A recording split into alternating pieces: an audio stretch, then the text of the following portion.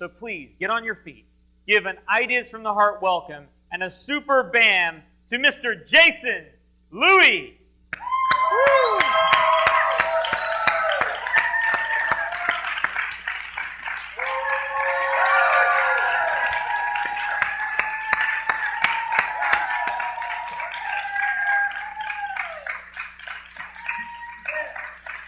My name is Jason Louie. How are you? All right. So the topic of my presentation is Legacy Letters Make the World Go Round. Legacy letters make the world go round. All right, a little bit about my background. I'm an attorney. Don't shoot me. I'm an attorney, and I focus in one area of law. I've been practicing for 15 years. I have my own law practice here in San Francisco, in Union Square, and I do one area of law only. I deal with wills, trusts, seniors, inheritance, money, beneficiaries, probate, death tax. If it's got anything to do with death and money, I deal with it. Okay?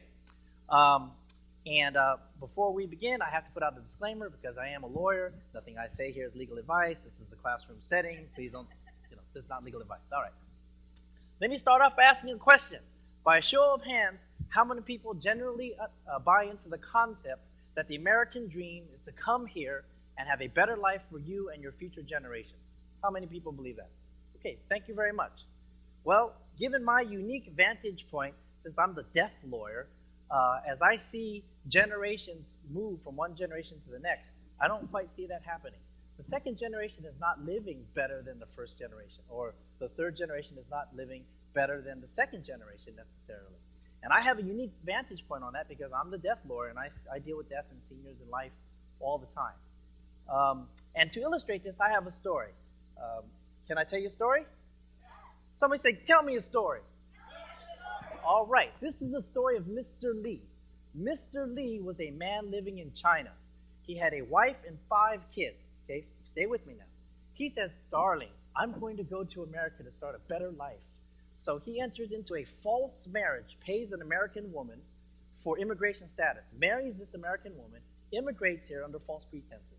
The moment he lands on the shore, he sees a nice young hot woman right over here, and he scuttles right up to her, says to the American woman, we're done, our business transaction is done, bye-bye. He goes up to the young woman, begins to court her, and begins to then cohabitate with her. Fast forward 50 years. He lives 50 years with the girlfriend, never marries her, fathers two children by her. They live as a foursome in a household, as a family, for the next 50 years. He eventually brings the China wife and the 5 kids over, at least he did that.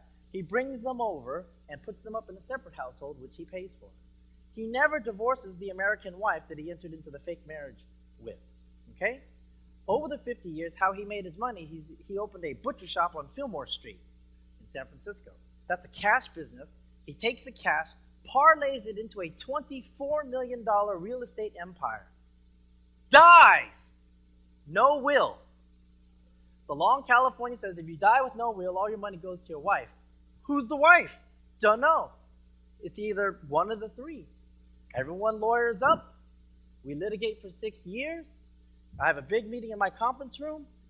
China wife and her son, who's her spokesperson. The oldest son's name is Falcon. She's waving the China marriage certificate saying, I'm the wife. American wife is sitting right here in front of me. She's waving the American marriage certificate because they never got divorced.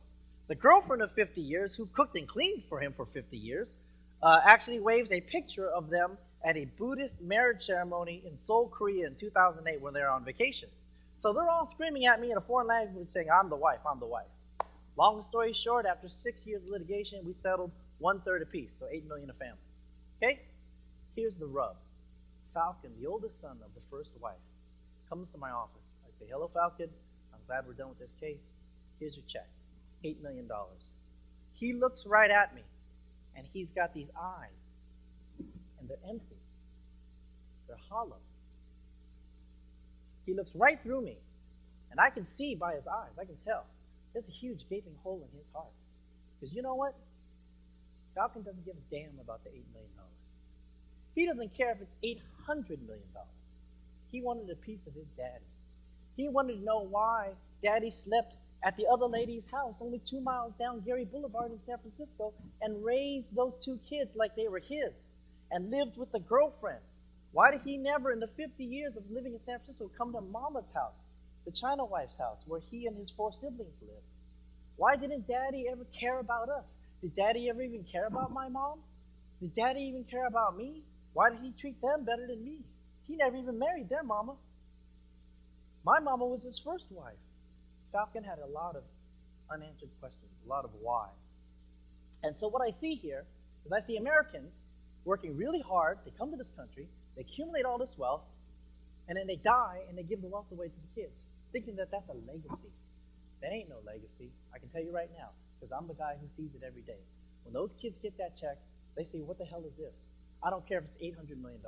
I want a piece of my daddy. And where's my daddy? I want answers to the questions as to why my daddy didn't love me. Why wasn't he here? Because I got a hole in my heart that only that God can fill. And so we have yet then the second generation doing the same thing. Then they work all day, they accumulate wealth because no one ever taught them to live any better. No life lessons were passed down. And then they do the same thing. Instead, what could have happened in that situation is this. I could have handed Falcon that $8 million check, and then I could have handed him a letter. And that letter read a little something like this. Falcon, this is your father. If you're reading this, it's because I've passed away. And I want you to know that I know that you have a gaping hole in your heart that only I can fill. And I never filled it. And I want you to know, once and for all, that I regret that. I own it. I take ownership for it, and I deeply regret that I caused you that pain. But what I also want you to know, Falcon, is that I want you to know what was going on in my heart. I love you dearly, Falcon. I loved you from the moment you were born. You're my son, my progeny, my firstborn. You're my boy. And I loved you every day, every afternoon, and every night. I dreamed about you. I worried about you. And I had hopes and dreams for you all throughout your life. I may not have told them to you, and that's my limitation, and I own that, and I apologize. But I had dreams for you. I wondered, would you be an honorable businessman and decide that giving people honorable service and good service instead of cheating them, would you grow up to be that kind of man? Would you honor yourself and our family and take my place as the man of the house and take care of your mother in her dying days? Would you choose to raise your children to be honorable people?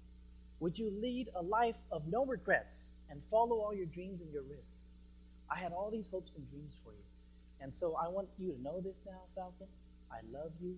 I'll be waiting for you in heaven. And hopefully then, when we meet in heaven, we can be the father and son that we had always wanted. Love your father.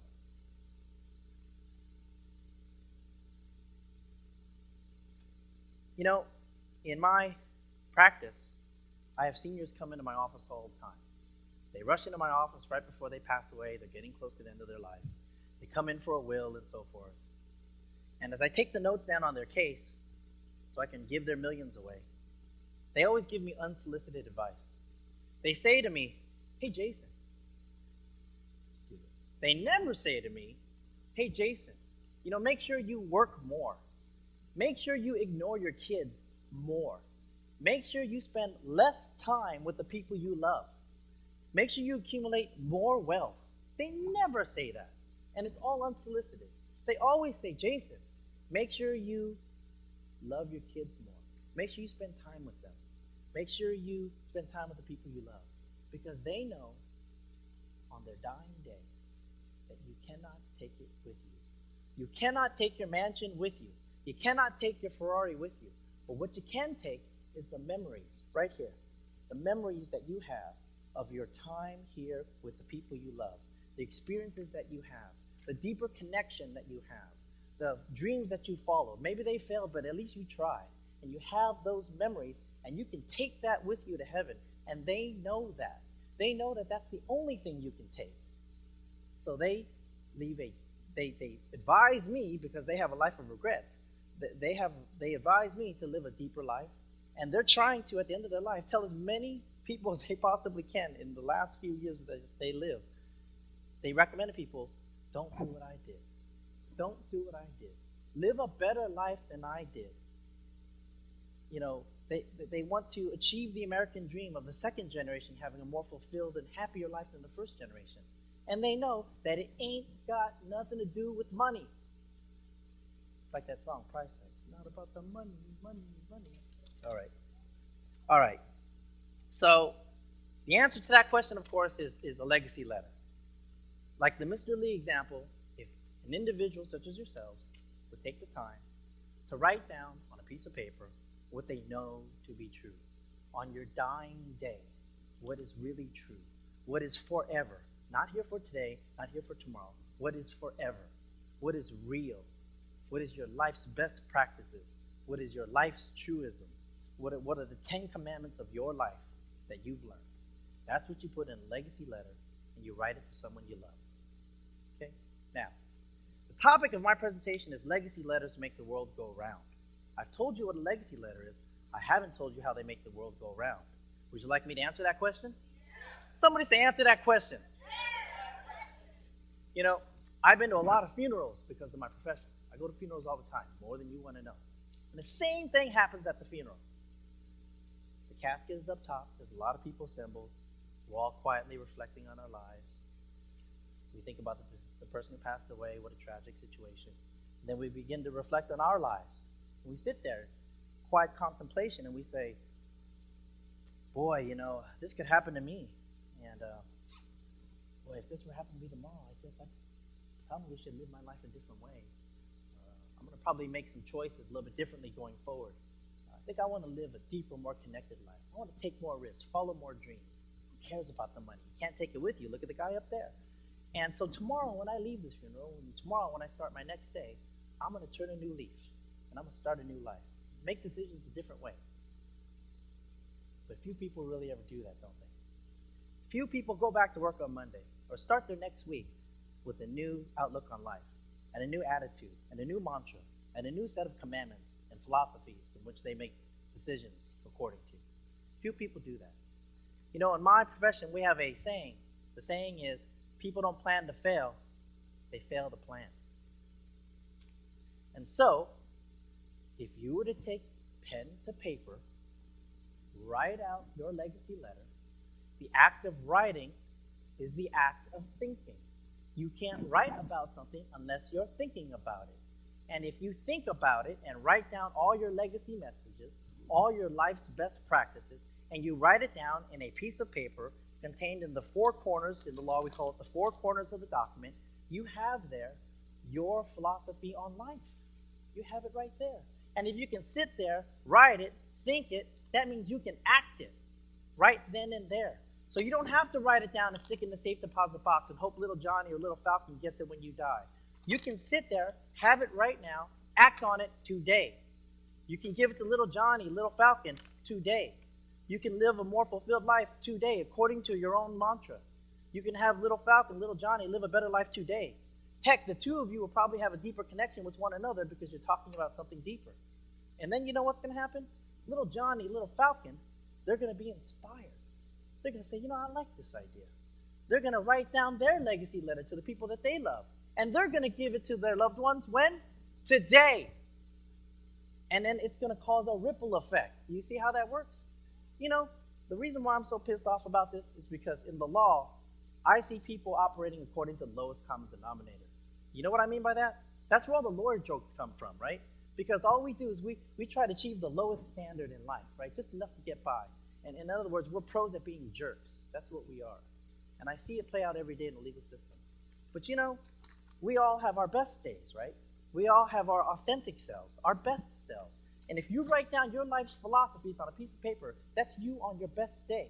And if you give it to your children or your loved ones, you're going to inspire them to be them on their best days.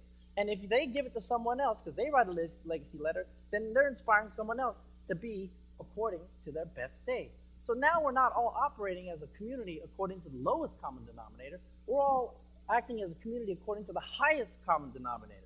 You see how that works? And if you cause a ripple effect, and everybody finally behaved for once instead of jerking around and being down here all the time, maybe our country and our society would be in a better position. Banking crisis, foreclosure crisis, etc., etc. So, with that said, I challenge you, well, I don't challenge you, I invite you. I invite you to join my clients, as well as myself, and a million other people. I want you within the next 3 days, I want you to go home. I want you to find a piece of place and time of nice and quiet. I want you to pull out a piece of paper. I want you to put pen to that paper. I want you to think about one person you love. One person you love who you have to pass down your legacy message, who you have to tell how to live a better life, who has to, because of your destiny and your history of this country, who has to lead a better life than you did. Write down your life lessons. Put it down on paper. Make a copy. You keep the copy. You live according to that today. You take the original, you give it to them, and encourage them to live according to it today. And that will be your legacy. That will be a piece of your soul. That is what counts in terms of what you leave to other people. That's how we make our country a better place, and that's how legacy letters make the world go round. Ideas from the heart. Bam! Thank you.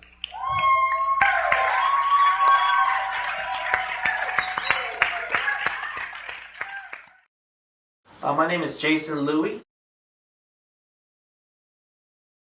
My idea from the heart is regarding a legacy letter. I think that all people should write down their life's best practices, all the truisms that they know to be true in life, to write that down and then give that to their loved ones. Oh, the journey has been wonderful. I've got to not only grow myself as a public speaker, I've also seen my colleagues grow alongside of me. I've learned more about the concept of public speaking professionally, and that public speaking professionally is much different than doing it in a more casual setting. And it's been a wonderful experience and very enriching for me. And what I want everyone to do is to take out a sheet of paper or on a keyboard and find a nice quiet moment and a nice quiet space of reflection, and to write down all the things that they know to be true in their life. Things like, everyone should spend more time with their children. People should take more risk in life. Life is short. Don't waste any minute. Time is our most precious commodity. And then take these down, write it, pick someone you love dearly, and give it to that person, and give it to them now, today. Don't leave it forever like a will and let them get it at the end of your life.